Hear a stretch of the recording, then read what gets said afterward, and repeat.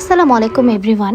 আজকে চলে যাচ্ছি আমার আপুর শ্বশুর বাড়িতে, কারণ ওর শ্বশুর বাড়িতে একটা উরুস আছে। আর চট্টগ্রামে উরুস খুবই বিখ্যাত, সবাই জানে। আর উরুসের যে বিরিয়ানি, সেটার কথা আর কী বা বলবো। তো আমরা যেখানে উরুসে যাচ্ছিলাম সেটা বোয়ালখালীতে। খুবই শীত পড়ছিল, দেখা যাচ্ছে পুরো রাস্তা অনেক বেশি কুয়াশা ছিল। বাট এত শীত, এতগুলো রাস্তা পার করে আমরা যখন এখানে আসলাম, দেখলাম অনেক মানুষ এখানে। যে রোডগুলোতে ইউজুয়ালি আমরা তেমন একটা গাড়ি দেখতে পাই না, মানে দুপুরে গেলেও আমরা যে রোডগুলোতে গাড়ি দেখতে পাই না, এখানে এসে রাতে 2টো বাজে আমরা সেখানে অনেক অনেক অনেক গাড়ির লাইন দেখতে পেলাম। কারণ এখানে হাজার হাজার মানুষ হয়েছে। একটু সামনে গিয়ে দেখতে পেলাম এখানে রান্না করা হচ্ছে।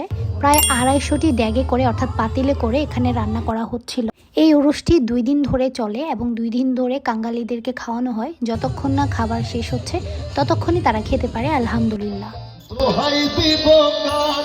আমার গৌসে মাঝি ভান্ডার জীবন তরি কান্দারিয়ে গৌসে মাঝি ভান্ডার জীবন তরি কান্দারিয়ে গৌসে মাঝি ভান্ডার।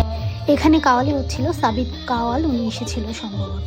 অনেক অনেক অনেক মানুষের সমাগম এখানে। এক এক মানুষ এক এক টানে দূর দূরান্ত থেকে ছুটে আসে এই জায়গাটাতে।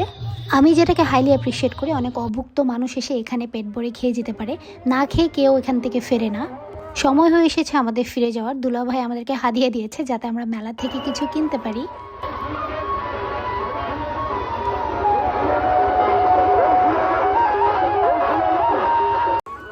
সো একটু মেলাতেও আমরা ঘুরে গেলাম।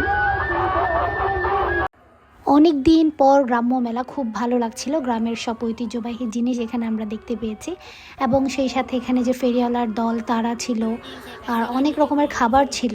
আমাদেরও চলে আসার সময় হয়ে এলো। সো আজকের ভিডিও এই পর্যন্ত, টাটা।